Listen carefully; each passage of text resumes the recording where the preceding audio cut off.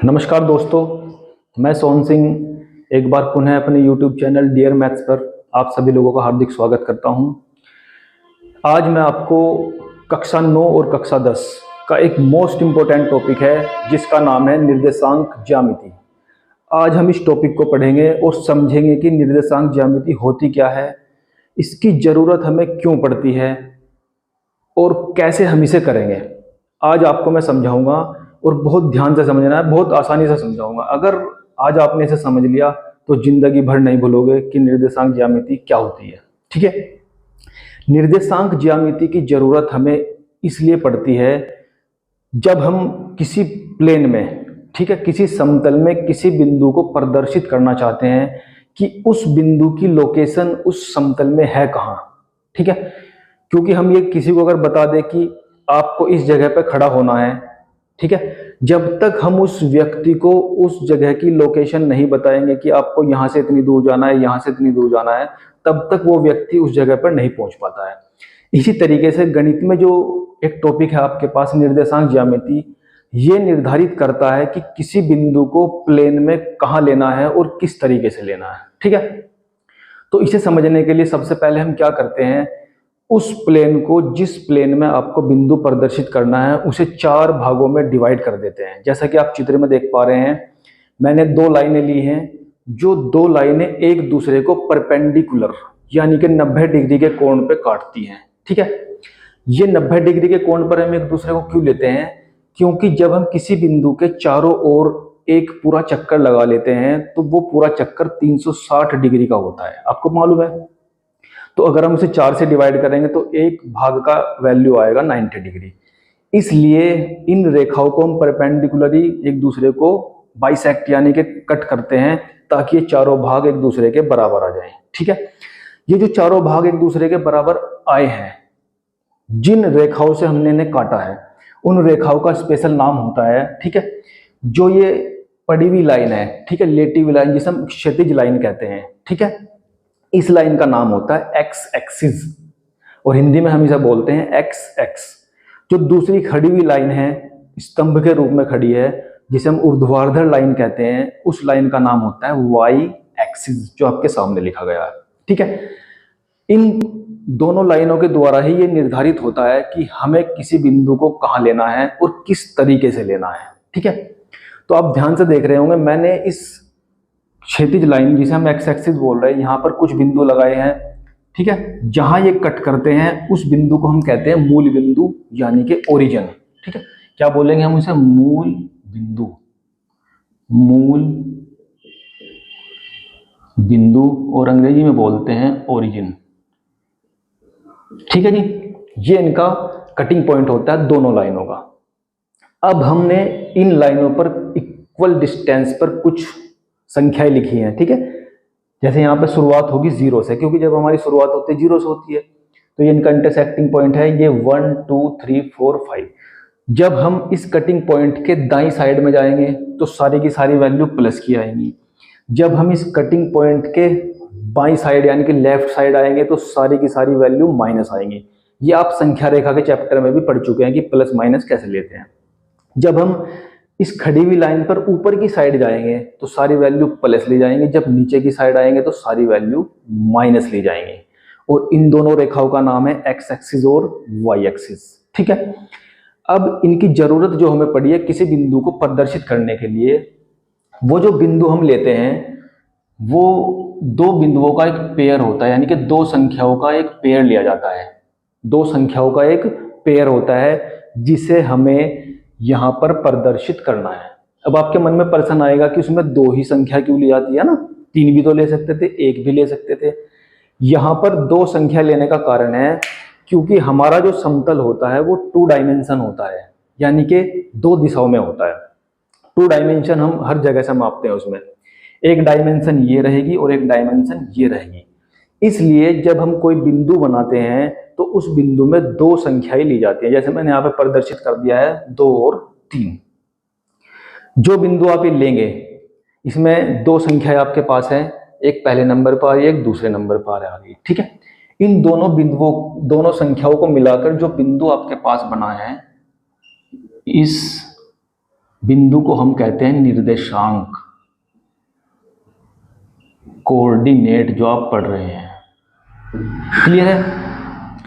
अब ये निर्देशांक वहां लिया कैसे जाएगा, बस ये समझना है आपको। इस बिंदु में जो पहली संख्या है वो प्लस है या माइनस है वो अलग मैटर है, लेकिन जो पहली संख्या है उस संख्या को हम एक्स एक्सिस पे चलेंगे। अगर वो प्लस है तो मूल बिंदु से दाई साइड चलेंगे, अगर वो माइनस है तो मूल बिंदु से लेफ्ट साइड यानी कि बाई साइड चलेंगे। क्लियर है? ये आपका प्लस और माइनस आपको बिंदु में नजर आ जाएगा। जो दूसरा संख्या है इस बिंदु के अंदर, अगर वो प्लस है तो आप ऊपर जाएंगे, माइनस है तो नीचे आएंगे। ठीक है? तो इस तरीके से हम किसी भी बिंदु को किसी भी प्लेन में प्रदर्शित कर सकते हैं। और निर्देशांक ज्यामिति में इस प्लेन का अलग सा नाम होता है जिसे हम कहते हैं कार्तीय तल। कार्तीय तल। ठीक है? अब इस प्लेन में हम बिंदु लेंगे कैसे, बस ये समझना है। बहुत आसान काम है, बहुत इजी काम है। मैं आपको जो ये चार भाग मैंने इसके डिवाइड किए हैं, इन चारों भाग के नाम बता देता हूं। ये है पहला चतुर्थांश, फर्स्ट चतुर्थांश, अंग्रेजी में बोलते हैं क्वाड्रेंट, QUADRANT, क्वाड्रेंट। ये सेकंड क्वाड्रेंट, ये थर्ड क्वाड्रेंट और ये फोर्थ क्वाड्रेंट। ठीक है? अब हम ये पता लगाएंगे कि बिंदु में किस तरीके से आते हैं। देखिए, जब आप मूल बिंदु पर खड़े हैं और आप एक्स एक्सिस पर दाईं साइड जाएंगे तो इधर सारी की सारी पॉजिटिव वैल्यू है। क्लियर? यानी कि जो पहला जो आप बिंदु बनाएंगे उसमें जो पहली संख्या है वो प्लस है। अगर आप इधर जाएंगे, अगर यहां से ऊपर जाएंगे तो ऊपर भी प्लस आती है। इसका मतलब इस वाले चतुर्थांश में जो भी पॉइंट आएगा उन दोनों पॉइंट के जो चिन्ह होंगे वो दोनों के दोनों प्लस होंगे। क्लियर? आगे बढ़ते हैं। जब आप इस मूल बिंदु से पहले बाईं ओर आएंगे तो देखो, ध्यान से देख लो, उसके चिन्ह क्या है, माइनस। तो इसका मतलब जो x की वैल्यू वो होगी माइनस। फिर y के लिए आप ऊपर जाना पड़ेगा तो वो वैल्यू क्या है आपके पास, प्लस। तो सेकंड क्वाड्रेंट के जो चिन्ह होंगे माइनस और प्लस होंगे। फिर आप थर्ड क्वाड्रेंट में आएंगे। यहां आने के लिए आपको इधर माइनस और नीचे भी माइनस है ना, क्योंकि आप पहले इधर आएंगे फिर y एक्सिस पे चलेंगे तो दोनों के दोनों क्या हो जाएंगे आपके पास, माइनस हो जाएंगे। तो दोनों के दोनों अगर माइनस है तो थर्ड क्वाड्रेंट में आएंगे।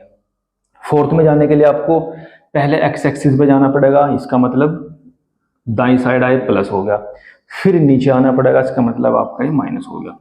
तो इस तरीके से आप चारों क्वाड्रेंट के चिन्ह को समझ सकते हैं कि कौन से चतुर्थांश में किस प्रकार से चिन्ह हम लेंगे। अब हम बात ये करते हैं, इसे नोट कर लेना ना, वीडियो को पॉज करके सब कुछ नोट कर लेना किस तरीके से है। अब हम इन चतुर्थांश में उस बिंदु को प्रदर्शित करेंगे जो बिंदु आपको दिए जाएंगे। मैं सभी तरीके के एक एक दो दो उदाहरण लूंगा और उन्हें प्रदर्शित करके दिखाऊंगा कि इन बिंदु को वहां कैसे लेते हैं। ठीक है? ध्यान से समझना आप। थोड़ा सा जिन्हें मैं थोड़ा सा रफ कर देता हूं क्योंकि यहाँ पे बिंदु लेने हैं मुझे। आप इन्हें पॉज करके सब कुछ नोट कर लेना।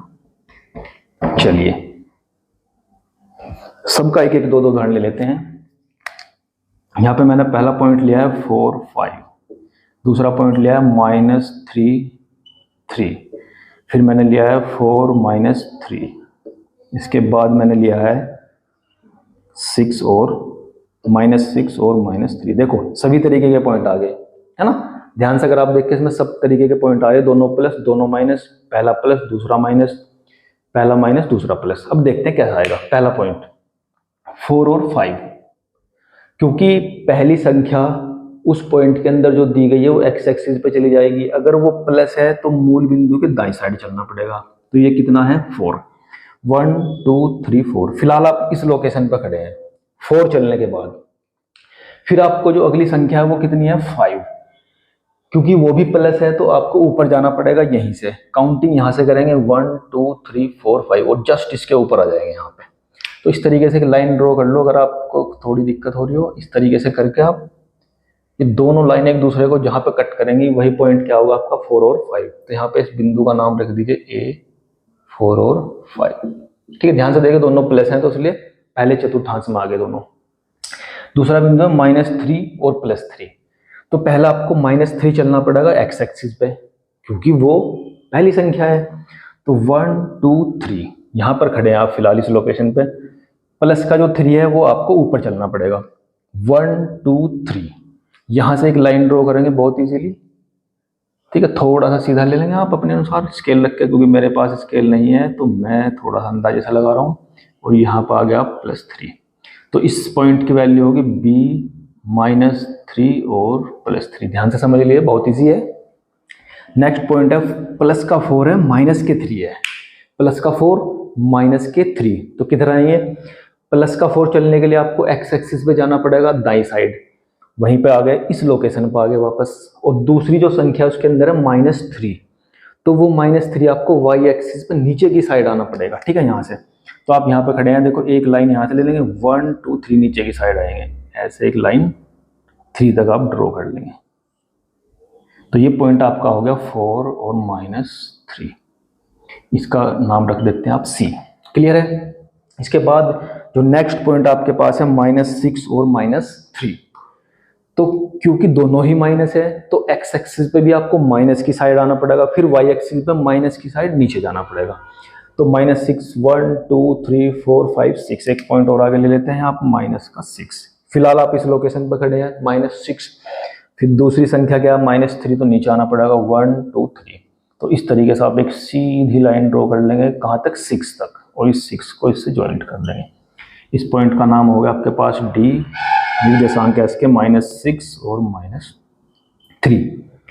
तो इस तरीके से आप निर्देशांक ज्यामिति में यानी कि कार्तीय तल में जो बिंदु आपको दिए जाएंगे उन बिंदुओं को प्रदर्शित कर सकते हैं बहुत इजीली, ठीक है। प्लस माइनस का ध्यान रखते हुए, देखिए इसमें कोई ज़्यादा खास बात है नहीं, लेकिन टॉपिक बहुत इंपॉर्टेंट है।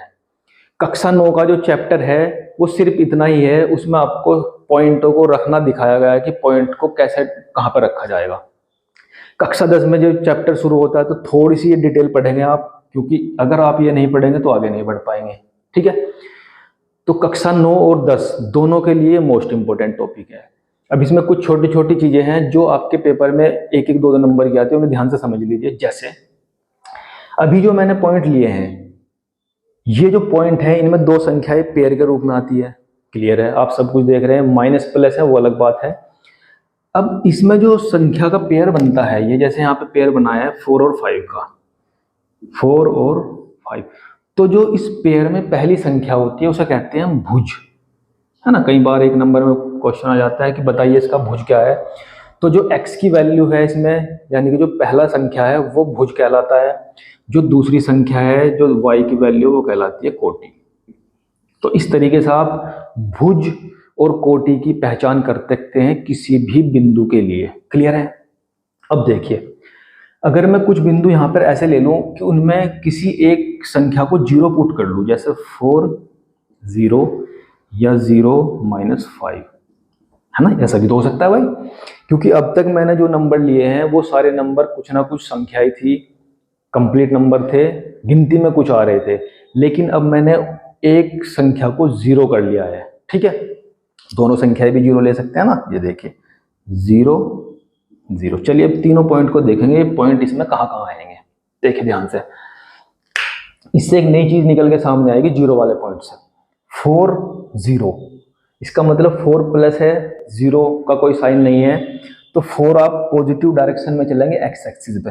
1 2 3 4 वापस यहीं पे आ गए, 4 बार बार आ रहा है भाई, है ना, तो यहाँ आ गया आप। 4 डिस्टेंस आपने चल दिया, यहाँ भी ध्यान रखें, यहाँ भी, यहाँ पे नीचे 4 चल दिया आपने। नेक्स्ट जो नंबर है वो क्या है आपका 0, तो 0 तो काउंटिंग में कुछ आने का नहीं, ना ऊपर जाएंगे ना नीचे आएंगे, इसका मतलब आप यहीं पर रुके रहेंगे। तो ये जो पॉइंट नया आया आपके पास E, इसके कोऑर्डिनेट हो गए 4 0। ये जो नया पॉइंट आपके पास आया 4 0, ये इसी एक्स एक्सिस पे है ना, ना ये ऊपर गया ना नीचे गया, किसी भी चतुर्थांश में नहीं गया, एक्स एक्सिस पे ही रुक गया।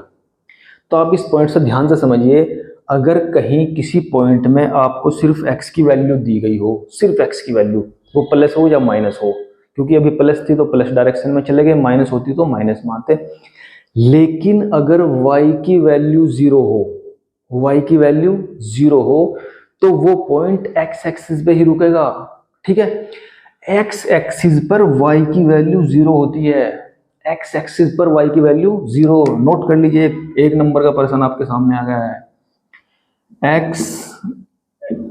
x पर y इज इक्वल टू होता है 0, है ना। अब इस x एक्सिस पर कहीं भी चले जाइए, प्लस में जाइए माइनस में जाइए, हर जगह आपको y की वैल्यू क्या मिलेगी 0, क्योंकि y पर तो आप गए ही नहीं है, x एक्सिस पे रुक रहे हैं। ठीक है, याद रखना है x एक्सिस पर y की वैल्यू क्या होती है 0। अब दूसरा पॉइंट देखते हैं 0 5, 0 और माइनस का 5 है हमारे पास।